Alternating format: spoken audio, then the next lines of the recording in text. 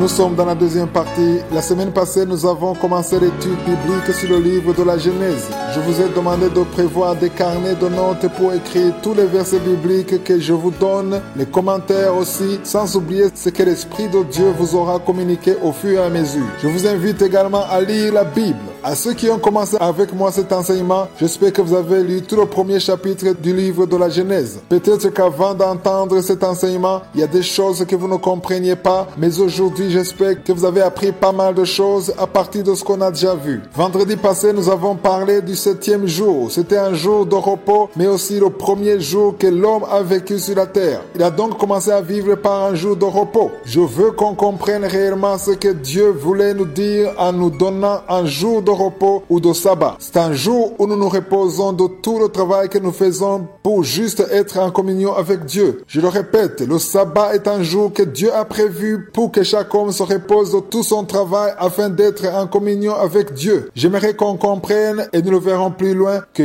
quand Dieu a créé l'homme, il voulait premièrement être en communion avec lui. Il voulait être en relation avec l'homme. À chaque fois, Dieu venait pour s'entretenir avec Adam et Ève. Si Dieu le faisait pour Adam et Ève, il veut également s'entretenir avec vous aujourd'hui. C'est pour cela que le deuxième point de la devise de Kangoka dit que nous devons prier tous les jours. Lorsque vous priez tous les jours, vous faites la volonté de Dieu parce qu'il veut être en communion avec vous en permanence. Continuons maintenant avec le deuxième chapitre de la Genèse. Si vous l'avez lu, vous avez vu qu'il y a 3 choses que Dieu avait prévues pour l'homme. Premièrement, il avait prévu le travail pour l'homme. Nous le voyons au verset 7 et au verset 8. Il est écrit, « L'Éternel Dieu forma l'homme de la poussière de la terre. Il souffla dans ses narines un souffle de vie et l'homme devint un être vivant. Puis l'Éternel Dieu planta un jardin en Éden du côté de l'Orient et il mit l'homme qu'il avait formé. » Au verset 9, il est écrit, « L'Éternel Dieu fit pousser du sol des arbres de toute espèce, agréables à voir et bons à manger, et l'arbre de la vie au milieu du jardin, et l'arbre de la connaissance du bien et du mal. »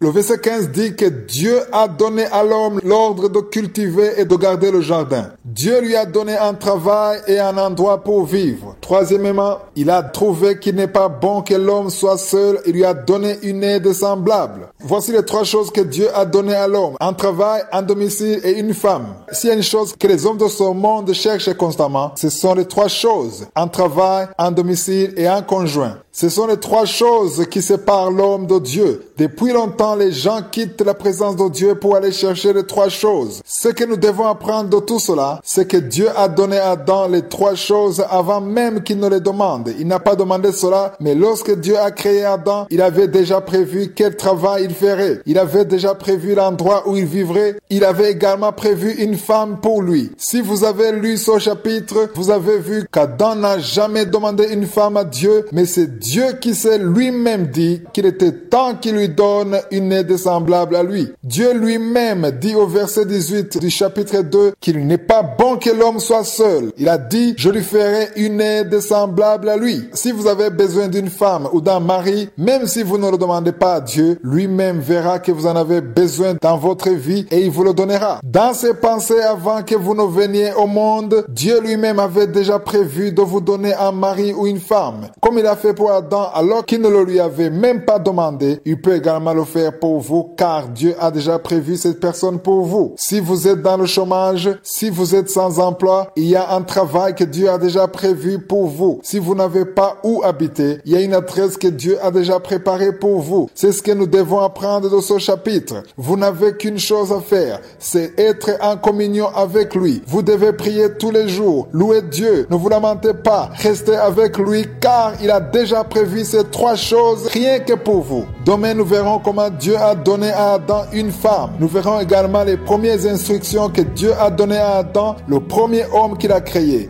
Nous verrons que ces mêmes instructions veulent encore dire quelque chose dans notre vie aujourd'hui. Passez une bonne journée. Si je suis le vœu, nous continuerons demain.